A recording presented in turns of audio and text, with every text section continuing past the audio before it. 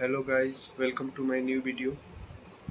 सो अगर आप मेरी वीडियो देख रहे होंगे तो आप लोगों को पता होगा कि मैंने भारत के सैद्धांतिक विकास पर वीडियो बना रहा हूँ आजकल। सो हम लोगों ने अपने पहले वीडियो 1773 के रेगुलेटिंग एक्ट पर मैंने चर्चा की थी।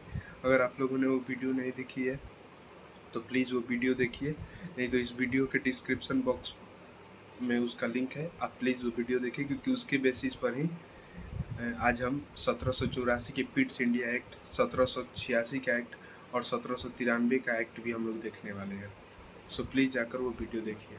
तो चलिए आज हम 1784 के पिट्स इंडिया एक्ट के बारे में बात करना चालू करते हैं। तो इसका बैकग्राउंड ये था कि ब्रिटेन में फॉक्स ने इंडिया बिल पारित किया था, जिसमें यह प्रावधान था कि ईस्ट इंडिया कंपनी के व्यापारिक मामले, राजनीतिक मामले, आर्थिक मामलों को के निगरानी के लिए अलग अलग कमेटी बनाई जाए। अब चूंकि ये बिल इंडिया बिल के नाम से जानी जाती थी और ये बिल हाउस ऑफ कॉमन्स में तो पास हो गई, लेकिन हाउस ऑफ लॉर्ड्स में गिर गया, मतलब पास नहीं हो पाया। हाउस ऑफ कॉमन्स में पास हो गया, हाउस ऑफ लॉर्ड में नहीं पास हो पाया।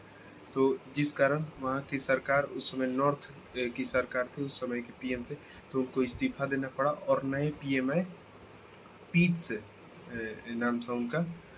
तो उन्हीं के नाम पर 1784 का पीट्स इंडिया एक्ट आया। अब चूंकि इस एक्ट में ये प्रावधान थे कि चूंकि यहाँ से डुअल गवर्नमेंट सिस्टम चालू हो गया और डुअल गवर्नमेंट सिस्टम के जनक लियोन कार्टिस को माना जाता है। सो इसमें ईस्ट इंडिया कंपनी के व्यापारिक और राजनीतिक मामलों को अलग अलग किया गया और इसमें बोर्ड ऑफ कंट्रोल का गठन किया गया। मतलब एक तरह से कह सकते हैं कंपनी के निर्देशक थे, इन्हीं के निर्देशानुसार कंपनी अब कहीं पर काम करेगी। बोर्ड ऑफ कंट्रोल का गठन किया गया। तीसरी बात, हमने 1773 में देखा था कि एक गवर्नर जनरल रहेगा और 4 अन्य सदस्य रहेंगे।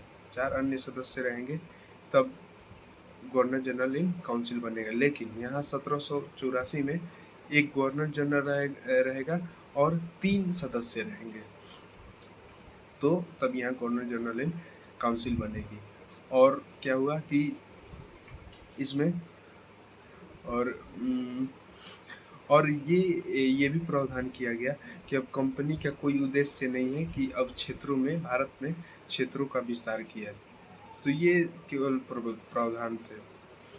और मेन जनरली 1784 इसलिए इम्पोर्टेंट है कि इसी प्रावधान में छोटे छोटे प्रावधान करते करते, छोटे छोटे चेंजेस करते करते 1858 तक चला, इसीलिए इम्पोर्टेंट है।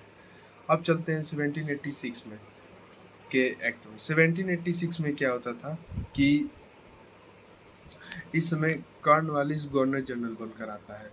सो कॉर्नवालिस गवर्नर जनरल बनकर आता है, तो उसके लिए कहा गया, तो उसने प्रावधान पर जोर दिया कि अब गवर्नर जनरल को कोई विशेष अधिकार दिया जाए। तो गवर्नर जनरल को सेनापति का अधिकार दिया गया और वो जो सदस्य थे, उनके काउंसिल में जो अन्य सदस्य रहते थे, उनके सलाहों को नज़रअंदाज कर सकता था। सो एक तरह से हम कह सकते थे 1786 में गवर्नर जनरल को वीटो का पावर मिल गया था, वीटो पावर मिल चुका था।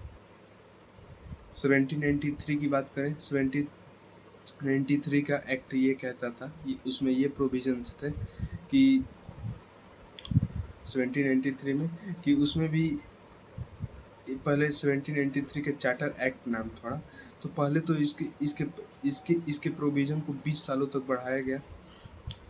फिर इसमें ये क्या, जो 1784 में बोर्ड ऑफ कंट्रोल का गठन किया गया था, अब उनके वेतन भत्ते भारत के कोष से दिए जाएंगे।